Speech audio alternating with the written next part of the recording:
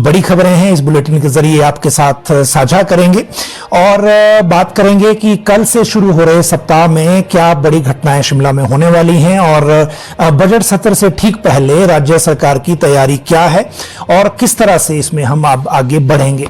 देखिए, बजट सत्र से पहले एक कैबिनेट की बैठक एक होनी है और कैबिनेट की बैठक को लेकर आज आपको बताएंगे कि कब ये बैठक हो सकती है। मुख्यमंत्री आज विदेश से लौट रहे हैं, लौटने के बाद अगला शेड्यूल उनका क्या रहेगा ये इस बुलेटिन में बात करेंगे।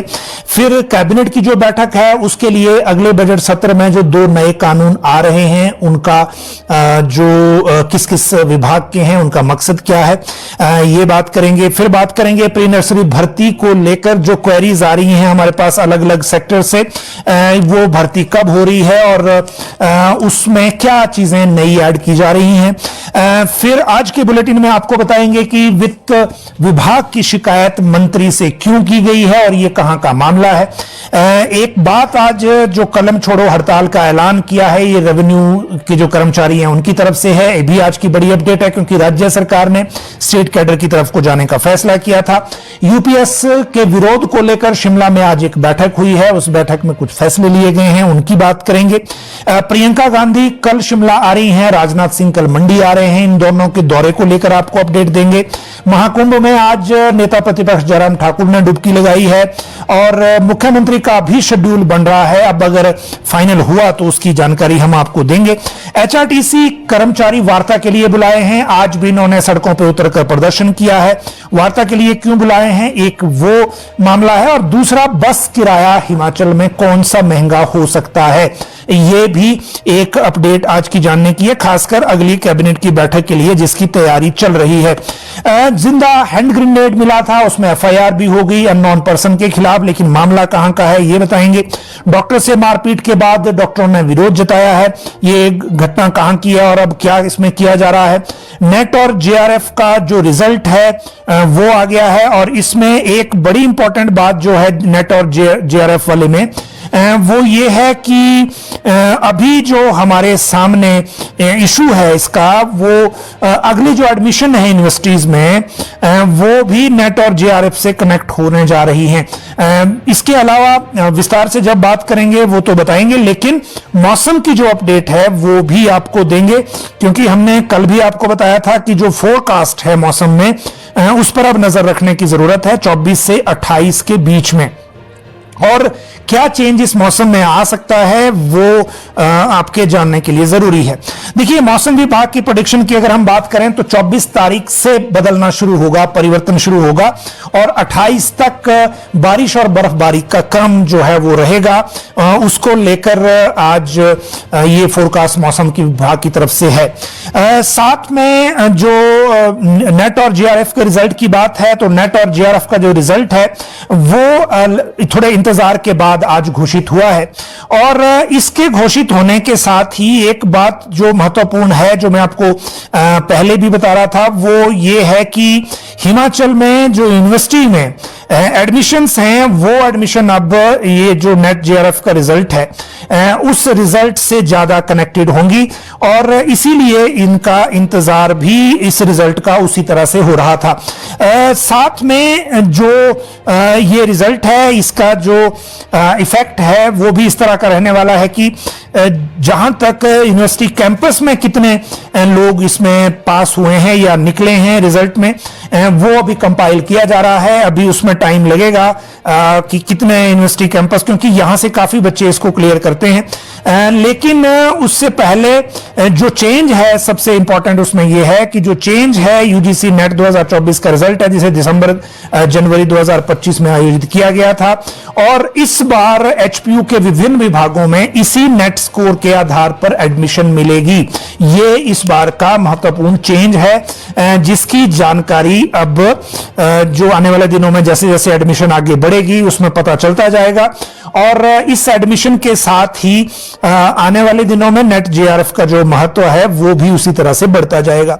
अगली बात, डॉक्टर से मारपीट की है। यह मामला हमीरपुर के बड़सर का है। बड़सर में एक डॉक्टर से मारपीट लोगों ने ही की थी और उसके बाद ये कल का मामला है वैसे मारपीट का, लेकिन आज हमीरपुर मेडिकल ऑफिसर एसोसिएशन ने इस घटना का संज्ञान लिया है और हिमाचल सरकार से मांग की है कि भारतीय चिकित्सा परिषद अधिनियम 1956 को लागू हिमाचल में किया जाए। ये जो महासंघ के उपाध्यक्ष हैं डॉक्टर सुरेंद्र सिंह डोगरा, उनकी तरफ से ये कहा गया है और इन्होंने कहा कि डॉक्टरों के साथ बार बार इस तरह की घटनाएं, इस तरह के व्यवहार ठीक नहीं है। राज्य सरकार को इस अधिनियम जो है उसकी चिकित्सा आचार संहिता 2002 को लागू करना चाहिए, जिससे डॉक्टरों का 24 घंटे 7 दिन इनको सुरक्षा अलग से मिल सके, क्योंकि डॉक्टरों की सुरक्षा करना राज्य सरकार का दायित्व है। ये बात इन्होंने कही है डॉक्टर एसोसिएशन द्वारा। अब बात करते हैं एक मामले की जिसमें हैंड ग्रेनेड का एक जो सनसनी जैसी हो गई थी, और ये हैंड ग्रेनेड मिला है, देखिए देहरी में, फतेहपुर विधानसभा क्षेत्र है, देहरी में खड्ड में ये जिंदा हैंड ग्रेनेड मिला है। उसके बाद आर्मी को बुलाकर इसको डिफ्यूज कर दिया गया है। हालांकि पुलिस थाना रेहन में अज्ञात व्यक्ति के खिलाफ केस दर्ज किया गया है और ये मिलने के बाद इर्द गिर्द का जो एरिया था उसकी घेराबंदी कर ली गई थी। फिर ग्रेनेड के पास किसी को जाने नहीं दिया, फिर भारतीय सेना को बुलाया गया, उन्होंने डिफ्यूज किया और यहां काफी आबादी भी काफी है। देहरी कॉलेज, पॉलिटेक्निकल कॉलेज, ये सारे हजारों बच्चे यहां से गुजरते हैं। एएसपी धर्मचंद वर्मा ने बताया कि इस मामले को जो रेहन थाना में एक एफआईआर दर्ज की गई है, अब जांच करेंगे, उसके बाद जो चीजें उसमें मिलेंगी फिर उसमें आगे उसी तरह से बढ़ेंगे ताकि पता लगाया जा सके कि ये कहां से ये हैंड ग्रेनेड आया था। एचआरटीसी के जो कर्मचारी हैं आज भी, क्योंकि शिमला से इन्होंने प्रदर्शनों की शुरुआत की थी, आज भी ये विरोध प्रदर्शन कर रहे थे। सड़कों पे उतरने के बाद ड्राइवर कंडक्टर यूनियन दोनों इकट्ठे हैं और अब एचआरटीसी कर्मचारियों को बैठक का न्योता दिया है। नए उपाध्यक्ष जो अजय वर्मा बनाए गए हैं कांगड़ा से, इन्होंने बैठक करनी है और कर्मचारियों को बैठक के लिए बुलाया गया है ताकि इनको हड़ताल पर जाने से रोका जा सके। 6 मार्च को इन्होंने हड़ताल पर चक्का जाम करने की धमकी दी है एचआरटीसी कर्मचारियों ने 6 मार्च को, और इसीलिए इसको रोकने के लिए ये काम किया जा रहा है। ड्राइवर कंडक्टर यूनियन ने बिलासपुर में आज प्रदर्शन किया और 65 महीने का लाभ, जो नाइट ओवर टाइम है वो और बाकी जो दूसरे लाभ हैं वो इनको नहीं मिले हैं, इसीलिए अब ये उस तरह से धरना प्रदर्शन करने जा रहे हैं। और जो इसके बाद की जो एक्टिविटी है, जब इनको बैठक के लिए बुला लेंगे, बैठक इनके साथ हो जाएगी तो फिर पता चलेगा कि अगला स्टेप क्या रहने वाला है। जहां तक इसके बाद जयराम ठाकुर के कुंभ जाने की बात है, तो आज उन्होंने पत्नी समेत प्रयागराज का जो त्रिवेणी है वहां पर स्नान किया है महाकुंभ में। और आज ही मन की बात भी थी प्रधानमंत्री नरेंद्र मोदी की, तो डॉक्टर राजीव बिंदल जो प्रदेश अध्यक्ष हैं वो जुब्बल कोटखाई के दौरे पर थे, जो बजट से रिलेटेड परिचर्चाएं अभी कर रहे हैं भाजपा नेता, तो वहां उन्होंने मन की बात सुनी है। जयराम ठाकुर ने प्रेस बयान के जरिए कहा है कि प्रधानमंत्री मोदी को जो हिमाचल का मान सम्मान का ध्यान रखते हैं, चाहे विदेश में हो चाहे देश में हो, और जो महाकुंभ है वो भी जिस तरह से 60 करोड़ से ऊपर ज्यादा लोग अभी तक स्नान कर चुके हैं, ये अपने आप में पहली बार रिकॉर्ड बना है। और ये रिकॉर्ड इसलिए संभव हो पाया क्योंकि उत्तर प्रदेश सरकार ने इसके लिए जो इंतजाम किए थे। हालांकि मुख्यमंत्री का भी, सुखविंदर सिंह सुक्खू का भी प्रयागराज जाने का एक कार्यक्रम बन रहा था, अभी वो विदेश से लौट रहे हैं, उसके बाद ये तय होगा कि वो वहां जाएंगे कि नहीं। लेकिन जयराम जो है वो स्नान करके आज आ गए हैं। अगली जो बात है वो करते हैं प्रियंका गांधी की। प्रियंका गांधी वाड्रा कल शिमला आ रही हैं। छराबड़ा में जो इनका घर है उस घर में जो छुट्टियां बिताने के लिए ये आ रही हैं। सांसद बनने के बाद इनका दौरा है, न्यू ईयर पे इससे पहले आई थी और अभी केंद्र जो हिमाचल के कांग्रेस के नेता दिल्ली में जाके उनसे मिले थे। हालांकि शिमला आने के बाद एक सेट फॉर्मूला है कि ये एक तरह से प्राइवेट दौरा होता है और यहां वो पार्टी नेताओं, विधायकों, मंत्रियों से नहीं मिलती क्योंकि ये निजी दौरा रहता है। लेकिन जो संपर्क में रहते हैं सरकार को लेकर या पार्टी को लेकर या प्रदेश को लेकर जो अपडेट है वो उन अपडेट से जुड़े हुए रहते हैं। लेकिन कल ये शिमला आ रही हैं। कल ही केंद्रीय रक्षा मंत्री मंडी आ रहे हैं। जो IAS आईआईटी के स्थापना दिवस समारोह में वो शामिल होंगे और वहां ये मुख्य वक्ता हैं। उसके बाद सुंदरनगर में प्रधानमंत्री किसान निधि वो बांटने का जो कार्यक्रम है उसमें शामिल होंगे। यहां भी 1000 से ज्यादा किसानों को इस कार्यक्रम के साथ जोड़ा जाएगा। और जो इस कार्यक्रम के बाद जो रक्षा मंत्री हैं वो फिर वापस लौट जाएंगे। एक दिन का ही ये दौरा है। हिमाचल के जो नेता हैं, बीजेपी के बड़े नेता, वो सारे इस दौरे के दौरान उनके साथ रहेंगे। और जो हिमाचल के प्रभारी हैं डॉक्टर श्रीकांत शर्मा, वो भी राजनाथ के दौरे से पहले मंडी पहुंच रहे हैं।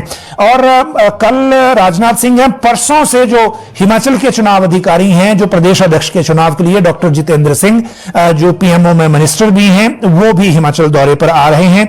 और उसके बाद हिमाचल भाजपा का जो प्रदेश अध्यक्ष का चुनाव है, उसको लेकर भी जो गतिविधि है वो तेज हो जाएगी और उसके बाद आगे चीजें उस तरह से बढ़ेंगी।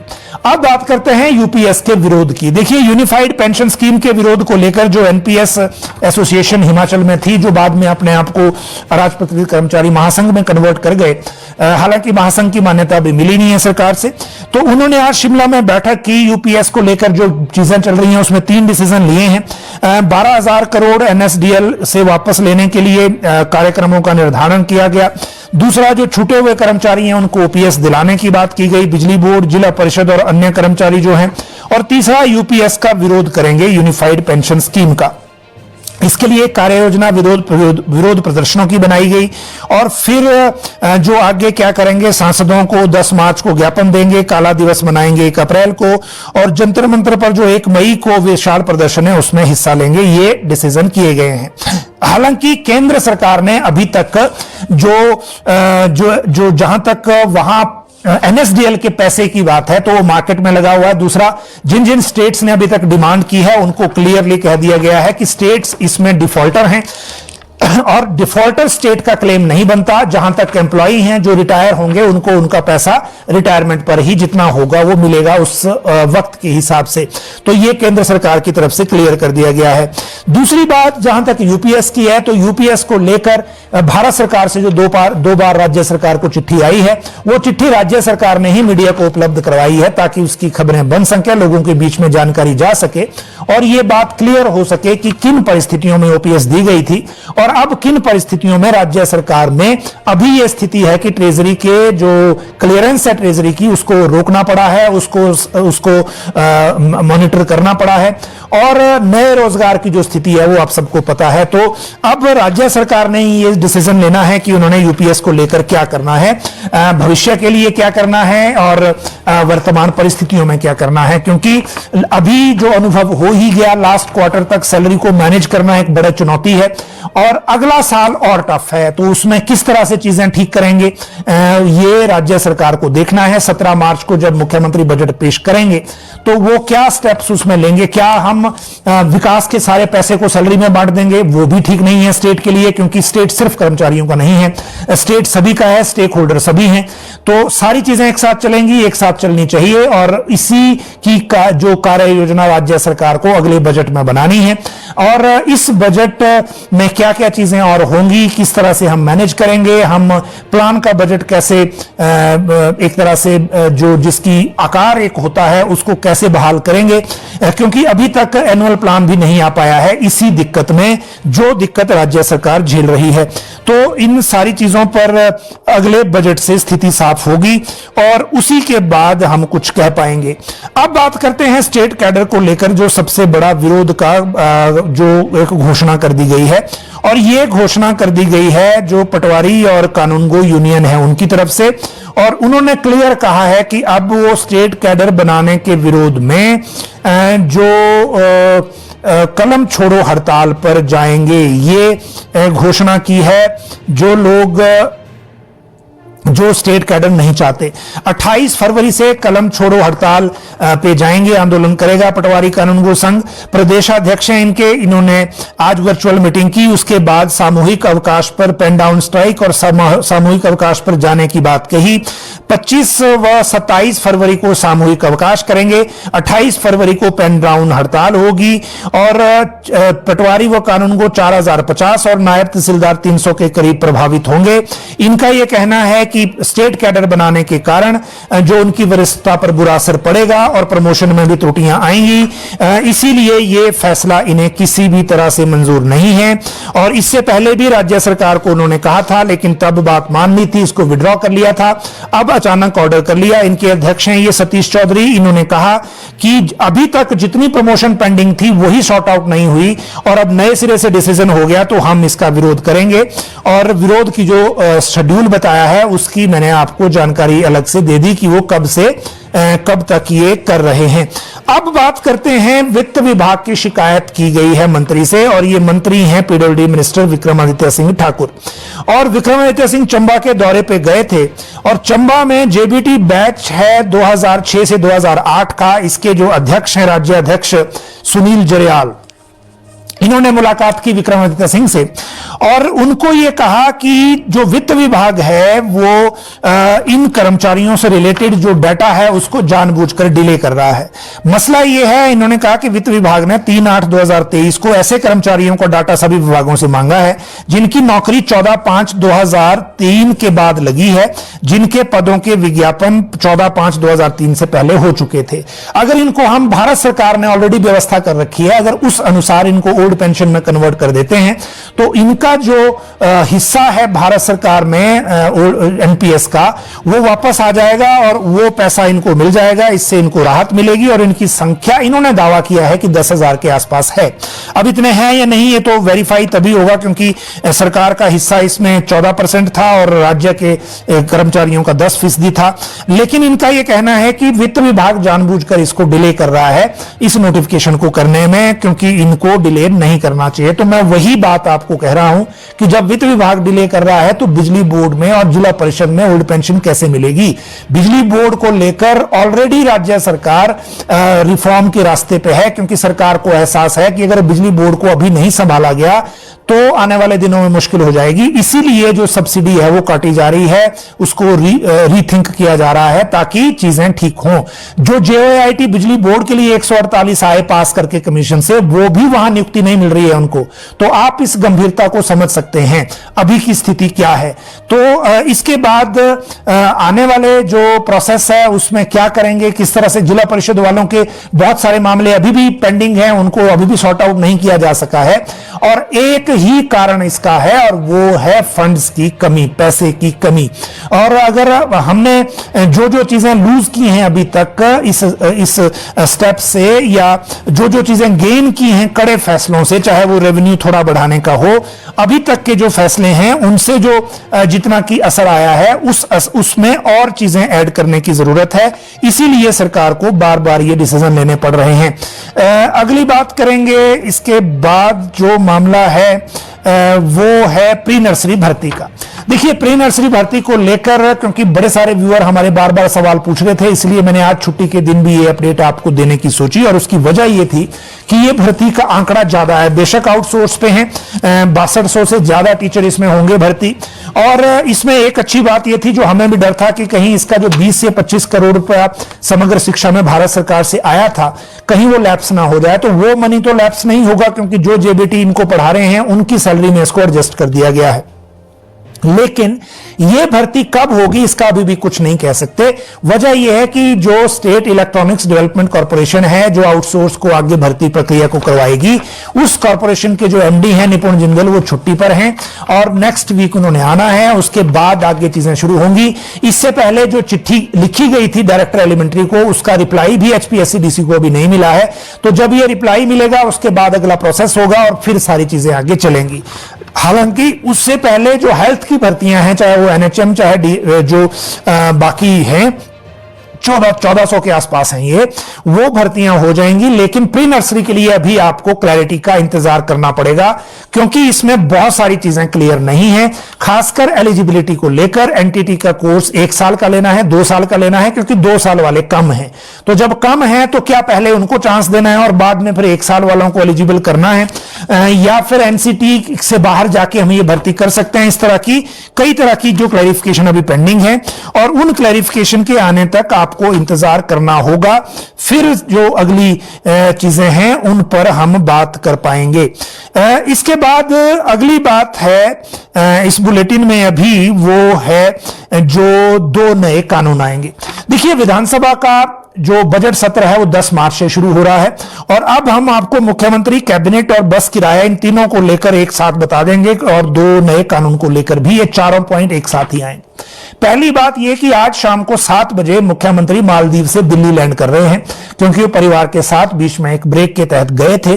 अब आज वापस लौट रहे हैं। आज हिमाचल सदन दिल्ली पहुंच जाएंगे और उसके बाद, जैसा मैंने आपको पहले बताया कि अगर वो प्रयागराज जाने की प्रोग्राम फाइनल होगा, वैसे अभी टेंटेटिव रखा गया है, तो वहां जाएंगे, अदरवाइज वापस आ जाएंगे।